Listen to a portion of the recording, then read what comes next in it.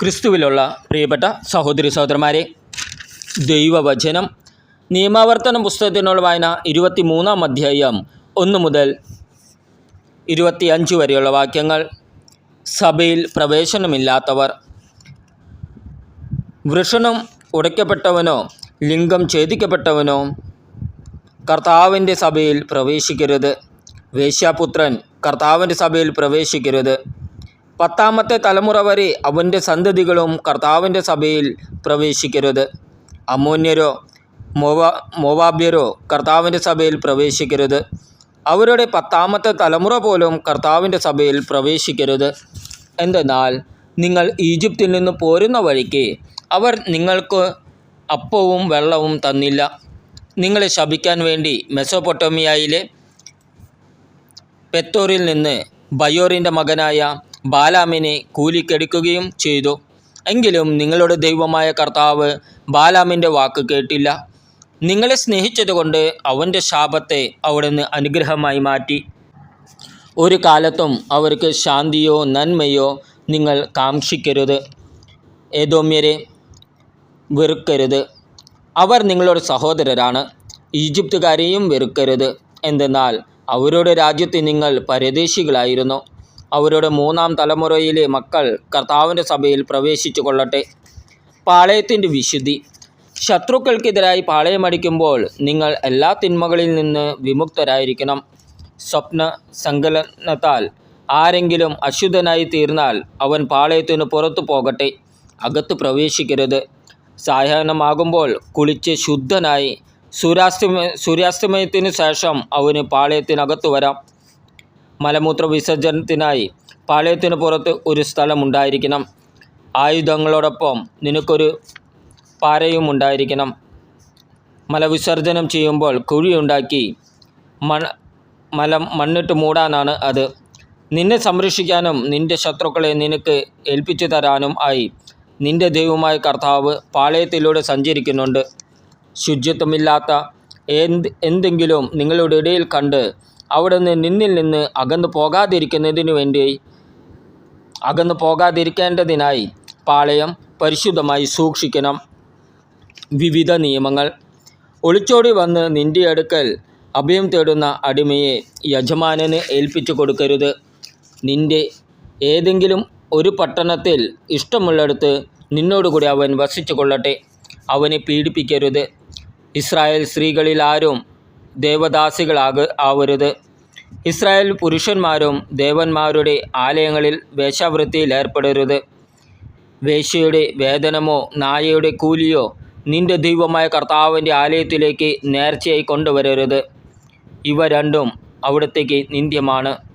നിന്റെ സഹോദരന് ഒന്നും പണമോ ഭക്ഷ്യസാധനങ്ങളോ മറ്റെന്തെങ്കിലുമോ പലിശയ്ക്ക് കൊടുക്കരുത്. വിദേശീയന് പലിശയ്ക്ക് കടം കൊടുക്കാം, എന്നാൽ നിന്റെ സഹോദരനിൽ നിന്ന് പലിശ വാങ്ങരുത്. നീ കൈവശമാക്കാൻ പോകുന്ന ദേശത്ത് നിന്റെ സകല പ്രവർത്തികളിലും നിന്റെ ദൈവമായ കർത്താവ് നിന്നെ അനുഗ്രഹിക്കേണ്ടതിനാണിത്. നിന്റെ ദൈവമായ കർത്താവിന് നേരുന്ന നേർച്ചകൾ നിറവേറ്റാൻ വൈകരുത്. അവിടുന്ന് നിശ്ചയമായും അത് നിന്നോട് ആവശ്യപ്പെടും. നീ കുറ്റക്കാരനാവുകയും ചെയ്യും. എന്നാൽ നേർച്ച നേരാതിരുന്നാൽ പാപമാകുകയില്ല. വാക്കു പാലിക്കാൻ നീ ശ്രദ്ധിക്കണം. വാഗ്ദാനം ചെയ്തപ്പോൾ സ്വമേധയാ നിന്റെ ദൈവമായ കർത്താവിന് നേരുകയായിരുന്നു. അയൽക്കാരൻ്റെ മുന്തിരിത്തോട്ടത്തിലൂടെ കടന്നു പോകുമ്പോൾ നിനക്കിഷ്ടമുള്ളിടത്തോളം ഫലങ്ങൾ പറിച്ചു തിന്നുകൊള്ളുക. എന്നാൽ അവയിലൊന്നു പോലും പാത്രത്തിലാക്കരുത്. അയൽക്കാരൻ്റെ ഗോതമ്പ് വയലിലൂടെ കടന്നു പോകുമ്പോൾ കൈകൊണ്ട് കതിരുകൾ പറിച്ചെടുത്തു കൊള്ളുക. അരിവാൾ കൊണ്ട് കൊയ്തെടുക്കരുത്. നിയമാവർത്തന പുസ്തകത്തിനുള്ള വായന 24-ാം അധ്യായം 1 മുതൽ 22 വരെയുള്ള വാക്യങ്ങൾ. വിവാഹമോചനം. ഒരുവൻ വിവാഹിതനായതിനു ശേഷം ഭാര്യയിൽ എന്തെങ്കിലും തെറ്റ് കണ്ട് അവളോട് ഇഷ്ടമില്ലാതായാൽ ഉപേക്ഷാപത്രം കൊടുത്ത് അവളെ വീട്ടിൽ നിന്ന് പറഞ്ഞയച്ചിക്കട്ടെ. അവൻ്റെ വീട്ടിൽ നിന്ന് പോയതിനു ശേഷം അവൾ വീണ്ടും വിവാഹിതയാകുന്നെന്നിരിക്കട്ടെ. 2-ാമത്തെ ഭർത്താവ് അവളെ വെറുത്ത് ഉപേക്ഷാപത്രം കൊടുത്ത് വീട്ടിൽ നിന്ന് പറഞ്ഞയക്കുകയോ അവൻ മരിച്ചു പോവുകയോ ചെയ്താൽ അവളെ ആദ്യം ഉപേക്ഷിച്ച ഭർത്താവിന് അശുദ്ധനായി തീർന്ന അവളെ വീണ്ടും പരിഗ്രഹിച്ചുകൂടാ. അത് കർത്താവിന് നിത്യമാണ്. നിന്റെ ദൈവമായ കർത്താവ് നിനക്ക് അവകാശമായി തരുന്ന ദേശം നീ മലിനമാക്കരുത്. വിവിധ നിയമങ്ങൾ. പുതുതായി വിവാഹം ചെയ്ത പുരുഷനെ സൈനിക സേവനത്തിനോ മറ്റെന്തെങ്കിലും പൊതുപ്രവർത്തനത്തിനോ നിയോഗിക്കരുത്. അവൻ 1 വർഷം വീട്ടിൽ ഭാര്യയോടൊന്നിച്ച് സന്തോഷപൂർവ്വം വസിക്കട്ടെ. തിരികല്ലോ അതിൻ്റെ മേൽക്കല്ലോ പണയം വാങ്ങരുത്. ജീവൻ പണയം വാങ്ങുന്നതിന് തുല്യമാണത്. ആരെങ്കിലും തൻ്റെ ഇസ്രായേലി സഹോദരനെ മോഷ്ടിച്ച് അടിമയാക്കുകയോ വിൽക്കുകയോ ചെയ്താൽ അവനെ വധിക്കണം. അങ്ങനെ നിങ്ങളുടെ ഇടയിൽ നിന്ന് ആ തിന്മ നീക്കിക്കളയണം. കുഷ്ഠം ബാധിച്ചാൽ ലേവ്യ പുരോഹിതർ നിർദ്ദേശിച്ചിരിക്കുന്നത് പോലെ ചെയ്യണം. ഞാൻ അവരോട് കൽപ്പിച്ചിട്ടുള്ളതെല്ലാം നിങ്ങൾ ശ്രദ്ധാപൂർവം അനുസരിക്കണം. നിങ്ങൾ ഈജിപ്തിൽ നിന്ന് പോരുന്ന വഴിക്ക് നിങ്ങളുടെ ദൈവമായ കർത്താവ് മിര്യാമിനോട് ചെയ്തത് ഓർത്തുകൊള്ളുക. കൂട്ടുകാരന് വായ്പ കൊടുക്കുമ്പോൾ പണയം വാങ്ങാൻ അവൻ്റെ വീട്ടിനകത്ത് കടക്കരുത്. നീ പുറത്തു നിൽക്കണം. വായ്പ വാങ്ങുന്നവൻ പണയം നിൻ്റെ അടുത്ത് കൊണ്ടുവരട്ടെ. അവൻ ദരിദ്രനാണെങ്കിൽ പണയം വച്ച വസ്ത്രം രാത്രിയിൽ നീ കൈവശം വയ്ക്കരുത്. അവൻ തൻ്റെ വസ്ത്രം പുതച്ചുറങ്ങേണ്ടതിന് സൂര്യൻ അസ്തമിക്കുമ്പോൾ നീ അത് തിരികെ കൊടുക്കണം. അപ്പോൾ അവൻ നിന്നെ അനുഗ്രഹിക്കും. അത് നിൻ്റെ ദൈവമായ കർത്താവിൻ്റെ മുമ്പിൽ നിനക്ക് നീതിയായിരിക്കുകയും ചെയ്യും. അഗതിയും ദരിദ്രനുമായ കൂലിക്കാരനെ അവൻ നിൻ്റെ സഹോദരനോ നിൻ്റെ നാട്ടിലെ പട്ടണങ്ങളിലൊന്നിൽ വസിക്കുന്ന പരദേശിയോ ആകട്ടെ നീ പീഡിപ്പിക്കരുത്. അവൻ്റെ കൂലി അന്നന്ന് സൂര്യൻ അസ്തമിക്കുന്നതിന് മുമ്പ് കൊടുക്കണം. അവൻ ദരിദ്രനും അതിനായി കാത്തിരിക്കുന്നവനുമാണ്. അവൻ നിനക്കെതിരായി കർത്താവിനോട് നിലവിളിച്ചാൽ നീ കുറ്റക്കാരനായി തീരും. മക്കൾക്കു വേണ്ടി പിതാക്കന്മാരെയോ പിതാക്കന്മാർക്കു വേണ്ടി മക്കളെയോ വധിക്കരുത്. പാപത്തിനുള്ള മരണശിക്ഷ അവനവൻ തന്നെ അനുഭവിക്കണം. പരദേശിക്കും അനാഥനും നീതി നിഷേധിക്കരുത്. വിധവയുടെ വസ്ത്രം പണയം വാങ്ങുകയും അരുത്. നീ ഈജിപ്തിൽ അടിമയായിരുന്നുവെന്നും നിന്റെ ദൈവമായ കർത്താവ് നിന്നെ അവിടെ നിന്ന് മോചിപ്പിച്ചുവെന്നും ഓർക്കണം. അതുകൊണ്ടാണ് ഇങ്ങനെ ചെയ്യണമെന്ന് നിന്നോട് ഞാൻ കൽപ്പിക്കുന്നത്. നിന്റെ വയലിൽ വിളവ് കൊയ്യുമ്പോൾ ഒരു കറ്റ അവിടെ മറന്നിട്ട് പോന്നാൽ അതെടുക്കാൻ തിരികെ പോകരുത്. നിന്റെ ദൈവമായ കർത്താവ് നിന്റെ സകല പ്രവർത്തികളിലും നിന്നെ അനുഗ്രഹിക്കേണ്ടതിന് അത് പരദേശിക്കും അനാഥനും വിധവയ്ക്കും ഉള്ളതായിരിക്കട്ടെ. ഒലിവ് മരത്തിൻ്റെ ഫലം തല്ലിക്കൊഴിക്കുമ്പോൾ കൊമ്പുകളിൽ ശേഷിക്കുന്നത് പറിക്കരുത്. അത് പരദേശിക്കും വിധവയ്ക്കും അനാഥനും ഉള്ളതാണ്.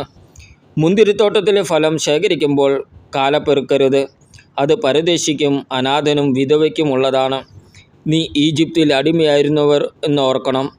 അതുകൊണ്ടാണ് ഇപ്രകാരം ചെയ്യാൻ നിന്നോട് ഞാൻ കൽപ്പിക്കുന്നത്.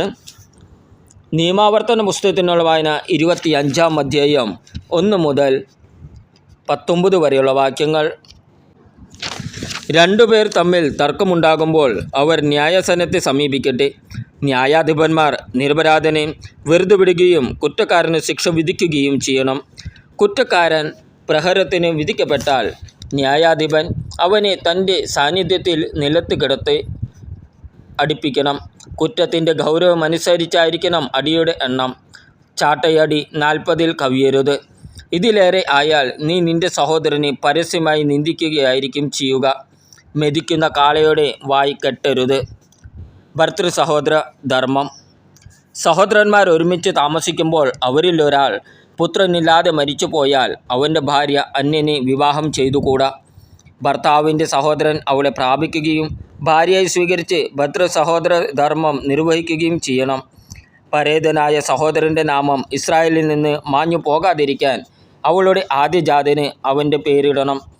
സഹോദരൻ്റെ വിധവയെ സ്വീകരിക്കാൻ ഒരുവൻ വിസമ്മതിക്കുന്നുവെങ്കിൽ അവൾ പട്ടണവാതിക്കൽ ചെന്ന് ശ്രേഷ്ഠന്മാരോട് ഇങ്ങനെ പറയട്ടെ: എൻ്റെ ഭർതൃ സഹോദരൻ തൻ്റെ സഹോദരൻ്റെ നാമം ഇസ്രായേലിൽ നിലനിർത്താൻ വിസമ്മതിക്കുന്നു. അവൻ ഭർതൃ സഹോദര ധർമ്മം നിറവേറ്റുന്നില്ല. അപ്പോൾ അവൻ്റെ പട്ടണത്തിലെ ശ്രേഷ്ഠന്മാർ അവനെ വിളിപ്പിച്ച് അവനോട് സംസാരിക്കണം.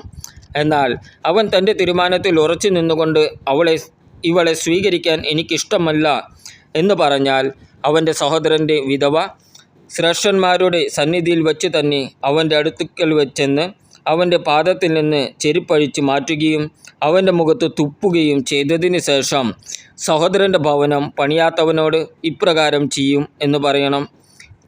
ചെരുപ്പഴിക്കപ്പെട്ടവൻ്റെ ഭവനം എന്ന് അവൻ്റെ ഭവനം ഇസ്രായേലിൽ വിളിക്കപ്പെടും. വിവിധ നിയമങ്ങൾ. പുരുഷന്മാർ തമ്മിൽ ശണ്ട കൂടുമ്പോൾ ഒരുവൻ്റെ ഭാര്യ തൻ്റെ ഭർത്താവിനെ വിടുവിക്കുന്നതിന് എതിരാളിയുടെ അടുത്ത് ചെന്ന് അവൻ്റെ ഗുഹാവയവത്തിൽ പിടിച്ചാൽ അവളുടെ കൈ വെട്ടിക്കളയണം. കാരുണ്യം കാണിക്കരുത്. നിന്റെ സഞ്ചിയിൽ തൂക്കം കൂടിയതും കുറഞ്ഞതുമായ 2 തരം കട്ടികൾ ഉണ്ടായിരിക്കരുത്. നിന്റെ വീട്ടിൽ ചെറുതും വലുതുമായ 2 തരം അളവ് പാത്രങ്ങൾ ഉണ്ടായിരിക്കരുത്. നിന്റെ ദൈവമായ കർത്താവ് നിനക്ക് തരുന്ന ദേശത്ത് ദീർഘായുസ്സോടെ ഇരിക്കേണ്ടതിന് നിന്റെ കുട്ടികളും അളവ് പാത്രങ്ങളും നിന്റെ കട്ടികളും അളവ് പാത്രങ്ങളും നിർവ്യാജവും നീതിയുക്തവുമായിരിക്കണം. ഇത്തരം കാര്യങ്ങളിൽ നീതിരഹിതമായി പ്രവർത്തിക്കുന്നവരെല്ലാം നിന്റെ ദൈവമായ കർത്താവിന് നിന്ദ്യരാണ്. നീ ഈജിപ്തിൽ നിന്ന് പോന്നപ്പോൾ വഴിയിൽ വച്ച് അമലേക്ക് നിന്നോട് ചെയ്തതെന്തെന്ന് ഓർത്തുകൊള്ളുക. ക്ഷീണിച്ച് തളർന്നിരുന്ന നിന്നെ അവൻ ഭയമില്ലാതെ വഴിയിൽ വച്ച് പിന്നിൽ നിന്ന് ആക്രമിക്കുകയും പിൻനിരയിലുണ്ടായിരുന്ന ബലഹീനരെ വധിക്കുകയും ചെയ്തു. ആകയാൽ നിനക്ക് അവകാശമായി തരുന്ന ദേശത്ത് നിനക്ക് ചുറ്റുമുള്ള ശത്രുക്കളെ നശിപ്പിച്ച് നിന്റെ ദൈവമായ കർത്താവ് നിനക്ക് വിശ്രമം നൽകുമ്പോൾ അമലേക്കിൻ്റെ ഓർമ്മയെ ആകാശത്തിൻ്റെ കീഴിൽ നിന്ന് ഉന്മൂലനം ചെയ്യണം. ഇത് നീ മറക്കരുത്.